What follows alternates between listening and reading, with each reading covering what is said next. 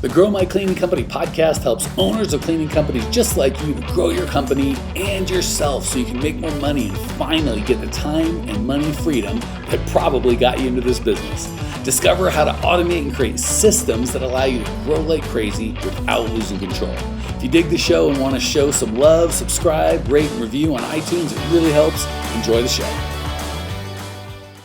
Hey, Cleaning Nation, Mike Campion here with Erica Norris. This amazing young lady started Texas Golden Brooms, 2019, Midland, Odessa, Texas. Apparently, they serve anyone with money. I was going to let that off, but I told her I'd yell at her about that offline. So commercial, residential, dry cleaning, pet cleaning, human cleaning, whatever. You got it dirty. Apparently, she'll clean. Just kidding. She's doing that. But I think she does do residential, commercial. And they just branched out to Dallas, Texas a couple months ago. So started, and she said that's about 4 hours away. Did I miss anything, Erica, or is that a fair breakdown of where you're at? Nope, that's about it. Awesome. Well, we could get right into your question, but I am a curious man. So how'd you get into the cleaning business? You tell us that, and then we'll get into whatever question you got. Long story short, I had a friend cleaning on rigs, and she asked me to help her once a week, and the company we were cleaning for completely got bought out, and we got cut off, and I started an LLC and started from scratch. Nice. And then just without your friend? Yeah, she moved away, and a bunch happened all at once, but yeah. All right. Fair enough. Yeah. Okay, cool. Well, I love it. We had asked that question because we've done hundreds and hundreds of these, and everyone's got a weird way into the cleaning industry, and it's always interesting. Yes. Yeah. That and said, I was bartending at the time too, so it was a lot, but here we are. Here we are indeed. And do you have cleaners? You doing some of the cleaning, all the cleaning, none of the cleaning? I actually feel like I'm a little different. I never cleaned. Once I took it over and started it myself, I did not clean ever. Besides trailers on oil rigs, or if we were shorthanded. But I hired right off the bat. So I want to encourage everybody, including my new friend Erica. There's 3 types of cleaning. One is I clean all the time. Mm-hmm. 2 is there's 4, I guess. Well, no, 3 types of cleaning, and then there's actually out of cleaning. 1 is I clean all the time, and I'm the only one. That sucks. 2 is I have buddies. I clean with some friends. It's not just me. And 3 is only when someone quits or doesn't show up or it's an emergency, but that's still cleaning. And then 4 is I actually do not clean at all. So just want to encourage all of you, don't tell yourself I'm out of cleaning if you clean things. It's okay to be in stage 3. It's been about a year since I've had to clean. So if you've been out for a year without any emergencies, people quit, I got to jump in. Yeah. We'll give it to you. You stay out 3-4 months in a row, you're good. Okay. Yeah. That said, what's going on in your world now? How can I help? So I've got about 10 people in Midland, Odessa, and we have not hired yet in Dallas. So, my main thing is, what is your advice on finding a niche? So I'm starting off doing property management and post-construction, which I know is 2 totally different things, but I don't have a problem finding clients in that area. So that's not what I prefer to do, but I think it's my easiest way to get going quick in a new area. So that's my main thing is how do you find? Yeah, I'll make a quick analogy that I think may be of use. If I went to 100 ladies and said, "Hey, stranger, let's get hitched," there's a good chance I'd get slapped 20 or 30 times. And probably Erica just nodded yes. So if you're wondering which bucket she's in the slapping bucket. Erica could be one of the 20. I'd get a not so polite no 20 times, a very loving and polite no 20 or 30 times. And I'll be danged if 2 or 3 wouldn't go, yeah, let's do it. I'm on. Let's make that happen. Right. So if the standard is I'm looking for the easiest yes, in most things, the easiest yes is an easy yes for a reason, right? Mm-hmm. I asked that lady to marry me and she's like, no further questions. The answer is yes. What is going on in that lady's life where she's like, don't know this guy, but whatever it is, it's better than I got. Probably not a good mate. So the same thing comes when it comes to new people. Almost everybody starts with post-construction, move in, move out. I know a realtor, I got a guy. What they're really saying is it's super easy to get those jobs. Yeah, of course it's easy. Jobs because they suck. So if you're looking to scale, so the quality of your business, guys, gals, Erica, is the quality of my marriage to a degree is going to be pretty dependent on the quality of the mate I choose and the mate that I am, right? The quality of your business is 1,000% dictated by the quality of customers that you choose. So when you get the bottom of the barrel clients, and they're bottom of the barrel for a ton of reasons, it's commoditized. There's a bunch of new people coming in that don't know any better. So as long as they don't mind the headache, they'll do the churn. There's so many reasons. On your side, try hiring somebody like, I need you for 17 hours today and then none for a week and then 3 the next time. There's no way to scale a business like that, period. Yeah. So for all of you, including Erica, I would not pick my mate, my business partner. I wouldn't pick anybody based on what the easiest one to get. I'd pick the one that was going to suit my goals the best. So I'd probably get crystal clear on, and without picking on Erica too much, oftentimes when we pick, hey, what the heck, can I pick on you? You seem super tough. Can I just be completely direct as loving as I know how? Yeah, go for it. All right, we'll do some math. So I'm going to ask you a question, answer it, and then you tell me if I answered wrong for you. Question is, why did you move to Dallas, your business? And the guess I'm going to say is, I wanted to grow my company. Fair? Did I miss one? Ish. Yeah. I have a girl over there that's like doing sales for me that I trust completely. So but you want to grow. It's not because you have a lady for sales. You want to grow. Okay. Right. What is the population of Odessa, Texas? It's probably about 150,000, way smaller. Would it be fair to say there are 50,000 households? Because obviously 2 or 3 people per house. Yeah. So 150,000 households. Would it be safe to say you only want the best 10% of households? Yes. Okay. So we're down to 5,000. So what do you got? 4,800, 4,900 of these 5,000s? What do I have house-wise? Yeah. How many are you cleaning of the 5,000 that are your perfect niche? Oh God. 4,000, 3,000. What are we at? I don't do a lot of houses, so that's hard to So 10, 20. I'm being a little facetious. Yeah. Okay. Yes. So do you see the point is I want to grow. So I went here. There's 5,000 perfect. And we'll go on the commercial. The numbers are similar or not similar, but the concept, we'll go on commercial. How many businesses are there? 10,000. Great. How many do you want? 1,000. Great. How many do you have? 19. Okay. So it was the problem. You know what I'm saying? We switch areas thinking I need to grow. There's more businesses there. And that's like me going, I'm at a buffet and there's 180 pounds of food and I can ingest 1.5 pounds. And I'm like, I better go to that hot dog cart outside because there's not enough food here. It's like, well, hold on. We're not even doing the thing right. Right. But the food is here and it's good and it's hot. And I've got an advantage in that I've already paid for the buffet. And I'm like, I wonder what they got across the street. It's like, why? What am I doing? So, and I'm not judging, by the way. I've done this. Clients. No, yeah. You're just saying focus where you're at. Well, I'm saying understand why you're growing, or understand what the goal is. So if the goal is to grow only, it's like, well, then we haven't even, there's probably 20 clients, if not 50, that are larger than you in your own city. So when you go to Dallas, like you're like, I have less advantage of everything else. So for everybody, go to first principles. What is it I'm trying to achieve? And is this the right tool for the job? And it's like, well, I only have a hammer in my toolbox, but I need to hang some glass. Well, as much as I only have a hammer and that's the one I want to use, it's just, if I'm hanging a pane of glass, that's just the wrong tool. Yeah. So I don't know, frankly, that I would ever. So the question was, how do I pick a niche? First, you got to understand what your goals are. And a good goal is not, I want to grow as big as possible. I want to be huge. I want to take over the world. Like, fine. But 1 year from today, how much revenue and profit do you want? Like specifically. And then we can break that down into, great, how many new clients will you need to get that? Great. Right. What was the average client value going to be? Great. Are we most likely to get that in Zimbabwe, in Odessa, Texas, in Phoenix, Arizona?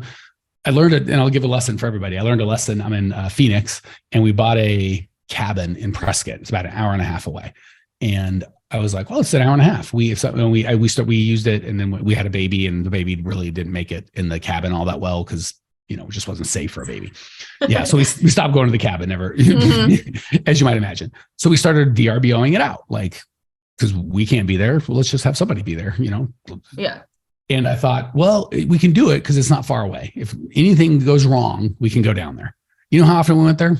0 times. It might have, that cabin could have been in Maine or Portland or anywhere in the world because we weren't going to go there. So Dallas, Texas being 5 hours away, might as well go to Tampa, or, you know what I'm saying? Like it just doesn't matter and that you're going to go there. So for everybody, I would start with, when we're doing a niche, you're like, how do I pick the right niche? I'm like, I don't know. What's the goal? And if you're like, well, I don't have the goal, well, I can't help you pick a niche. So I hate to kind of not answer the question you want, but this is helpful for everybody. And then we'll get to you, Erica. Guys, gals, before, because there's a bunch of embedded questions in there that we have the wrong answer to. So that would be like, if you said to me, why do you beat your wife? Or, how long has it been since you stopped beating your wife? Like there's a bunch of, you're embedding that I have a wife, that I used to beat her, that I stopped beating her. Like, I do have a wife, but I never beat her. So I could have never stopped. So, but it's because of the frame of the question, there really is no good answer other than what? So when you say I'm in Odessa doing whatever revenue I'm doing, and I haven't scratched 1% of my potential market, how do I pick a niche in Dallas? That's, how do you stop, when did you stop beating your wife? I'm like, well, you assume so many things that I'm not going to say yes to before I answer that question. So I would probably ask a better question of what, and this is for everybody, Clean Nation, not just Erica. What life do I want to live? Everyone starts with money. I want $1 million car. I want a $10 million. I want as big as I can. But you don't really want that. You want to feel the way that you think that you'll feel when you have that. So you can feel the way you want right now. You don't even need nothing. B, on the money side, you're like, maybe I could, but I can't. I want to be in Disneyland, or I want to go to Bali, or I want to drive this kind of a car. I want to kind of this kind of house. Agreed. You cannot feel like you are in a mansion unless you're in a mansion. But be specific, like what house and how much is that going to cost? And what do you need down and how much per month and what school? And then you can, when you break it down, you're like, I really just need $153,000 a year, or 200 or 83, depends on what part of the city you're in and what kind of, there's lots of whatever, it doesn't matter. Then you go, okay, let's just call it $100,000 a year to make it easy. Okay. Well, if I want to build $100,000 in profit, I probably need a $400,000 or $500,000 company. Okay. Well, I have a $200,000 company. Great. How many clients do I need? And you start breaking it down to get what you really want. But we get into, I've got a buddy who does who's a realtor, so I can get 1,000 move in, move outs. I've got a friend that's in Dallas who can sell for me. And we start doing this crazy crap. Like, I've got this chick who's crazy, but she said she'll marry me. Like, well, okay, these are all fine, interesting facts, but it shouldn't change our overreaching philosophy. Hey, amazing people, you may have noticed we don't sell a dadgum thing on this podcast. We don't allow ads. The only ask I can ever have of you guys is if you dig the show, for you to spread the word and share so we can change as many lives as possible. Literally, it'll take you 5 seconds to give us a great review, and I can't tell you how much I appreciate you as a listener and value the gift of your kind words. Now, back to the show. Okay, There's my rant. There's my preaching. How may I best serve you now, Erica? She's like, well, stop yelling at me to start. Well, I was trying to, I guess, not get too personal, but the reason I've expanded is I want to help my friends and I want to work with my friends who I trust. So my girl that does my scheduling, my social media and all that, also a best friend, she's in Austin. She can do everything I need her to do far away. Now I've brought on someone else and it's like, well, I need you to bring me in clients because I can't pay someone else to do scheduling. I don't need someone else to do that. So I love, Erica, you're giving me like what you feel is a damaging admission, but that was what I needed. So for I know, well, I didn't want to be like, well, I'm just trying to help somebody, but sister, and you're not sharing her name. So, well, I mean, she may see this podcast. Oh, yeah. You're not doing anything illegal, so you're fine. So let's talk about that because again, if it was just Erica's got a real specific situation that can't help the world, we talk about that offline, but this is very common. Okay. So let's talk about that. Cause I promise you there's people out there going, I have a friend who I want to help. So there's some embedded stuff in there that I don't think is the truth. So is your friend amazing at what she does? Yeah. Yeah. We've worked together in other. Well, hold on. I got other questions. So she's amazing at what she does. Yeah. Okay. If she's amazing at what she does truly, and she lives in America and speaks English and lives indoors and all that, right? Mm-hmm. Okay. She does not need your help. Okay. Either she sucks at what she does or she's I don't need you to give me any clients. If you did, that'd be great. I'd appreciate it. But I wouldn't have you do it as a favor to me because I'm really good at getting clients. I'm great at what I do. So I don't need some help. Now, if you did want to refer me to someone because you thought I could change your life, God bless. But if like, oh, poor Mike, he's terrible at what he does. He's broke. I better throw him a client. That's not fair to me because I should get better at what I'm doing. It's certainly not fair to the client that you're sending me to. So You're not really helping me at all. But if I'm great at what I do, you can help me. So if she's great at what she does, couldn't she work for anybody? Why does she have to work for you doing some weird job that doesn't exist, that doesn't even make sense? You're putting her in a weird spot of, I need you to do this thing that isn't well thought out, but I'm trying to help you, but I'm putting you in an awkward spot because you see what I'm saying? Like, I don't know that it's helping her. Either she sucks at what she does, in which case you don't want her, or she's great at what she does, in which case she don't need your help. She can find someone in Austin, or she can find a job you're saying, because I like you, I'm going to bend to this job that doesn't really suit you because I'm creating a job for you that I don't even need to help you. But if she's good at what she does, a job that she's already perfect for already exists, and she should find that. That would be more helpful for her. Yeah.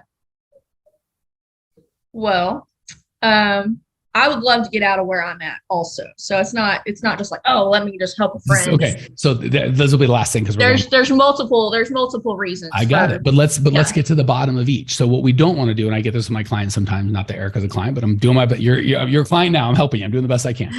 We kind of play whack-a-mole with it. So I'll give you this one, but if there's another one, I'm like, all right, now you're just making up crap to make up stuff, right? So the goal, sometimes when I get people that come to me, and that's why I don't love the free coaching as much, because when it's free, people do what they want. When they pay you, they're like, okay, I'm doing that. So pretend you paid me a bunch of money, Erica, the coaching will be much more valuable to you. Okay. So the goal is not for, and I have no agenda, right? Like I'm not with the anti-Dallas league trying to like trick you, or whoever your friend is. I'm like, I know who we're enemies. I'm trying to scam. Like I have no dog in this fight. I'm just the guy who's done this quite a bit. Who wants to help you, right? I have no motive other than that. So when you're like, well, let me this, and there's this, and there's this, it's like, okay, hold on. Is that really the case? Or am I just trying to make a case because I've got a bias towards the decision I've already made? So if you want to leave, that has nothing to do with this. So if you've already got, believe it or not, we've got many clients that live in one place and work in another. Super common. So I'm not even saying you shouldn't have a company where you aren't. I'm just saying you already have this place. You will do better, believe it or not, systematizing your company as it is, leaving your company working, than trying to start a company in advance of this place that you'd like to go to at some point in the future. That still doesn't work. Leave, do what you want. Spend the next month or 2 or 3 getting your company to run without you, and then go to Dallas or Tampa or freaking Portugal. Live your life, baby. Yeah. But you see what I'm saying? You keep trying to make things that aren't quite a fit. You're like, because this is a friend of mine and she lives in Austin and I love her and I want to help her, somehow I have to start a company in Dallas. Like that makes no sense to me. Or because I'd like to not live in Odessa, Texas, I have to start a company. You're doing a bunch of leaps that don't make any sense, right? I shouldn't say don't make any sense, but are very sensible. Like I'm not saying you're insane or crazy, but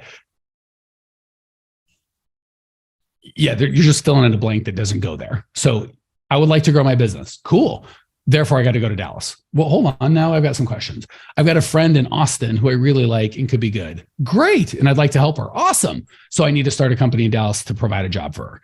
And when I just distill it down to what you've told me, like, well, when you say it like that, I sound crazy. I'm like, I'm just telling you the facts without all the drama. And you're like, well, I'd like to move to Dallas. Okay. Therefore, I need to start a new company in Dallas, even though I've already got a company that could run independently in Odessa. So the before and afters are fine. I have no problem with any of those. I want to grow. Great. I just don't think that means you have to go to Dallas. I need new clients. Great. So I have to take post-construction cleanup. I have a friend who I love, who I want to help. Great. So I have to create a job for her that doesn't exist and I don't need another city. No, I want to move. Therefore I have to create a job somewhere else. No, see what I'm saying? Like the what you want is fine. I just don't know that we're still same thing. I want to hang a pane of glass. Great. So I'm going to hit it with a hammer. Well, hold on. now we're back off track. All right. So Cleaning Nation, I'm going to wrap this up so we don't get too divey into it. And by the way, Erica, you've been such a delightful guest. I know you're like, I just wanted one thing and you're freaking putting your nose where it doesn't belong. No, not at all. You've been very gracious, but Cleaning Nation, easy for us, everyone that's not Erica, to sit and judge. Gosh, Erica, it's so obvious. Why can't you see that? And then I promise you, me included, and you guys are going to go back to your same thing and make these same jumps of, well, I want this. And then we do this other thing. And if we explained it to Erica, she'd go, are you out of your mind? That's clearly not sensical. So have some introspection. Start with, what is it I really want? And what Erica had was not lack of intelligence or lack of business savvy. It was lack of clarity, right? She wasn't clear on what she wanted. When I forced her to go, what is it you really want? I want to help my friend. Okay, if that's really what we want, what's the best way to do it? And she didn't really need my coaching to go, well, maybe, it's like, is she good at what she does? Does she have skills? Like, it wasn't a far lake to go. She probably doesn't need my help. I could be a friend. I could support her. I don't have to create a job for her. I want to live in Dallas. Okay. Do you have to start a business in Dallas? You know what I'm saying? So just really getting clear on what you actually want will go so far. So understanding the problem is half the solution, and almost the other half is asking the right questions around it. And then it's pretty easy. Some people can do that on their own. If you can, God bless, do that. If not, get a coach, whether it's us or somebody else, a coach to ask you these questions and help you save just years and years and years and years of misery because you're not asking the right questions. Well worth it. All right. If you want anything else, growmycleaningcupboard.com. Over 900 podcasts. We got a 15,000 member Facebook group. Ton of free stuff. growmycleaningcupboard.com. Check it out now. See you there. Well, here we are, the end of the podcast, and you made it. Great job. I've got a little bonus for you for sticking through with me. But like I mentioned before, if you got value out of this podcast and you want to show a little love, subscribe, rate, and review on iTunes, Spotify, wherever the heck you're listening to this thing. Share it with a friend. Share the love. And as a special thank you for those of you that stuck with me to the end, how about I give you my personal phone number so we can text? It's a great way for me to get to know you, your business, your goals personally. So shoot me a text now, 602-932-6431, 602-932-6431. I am the only one who responds to these texts, and I will personally respond to everyone I possibly can as long as this number is manned. Don't know how long we're going to keep this at the end of the podcast, so grab it now, 602-932-6431. Give me a text, say hey, can't wait to meet you.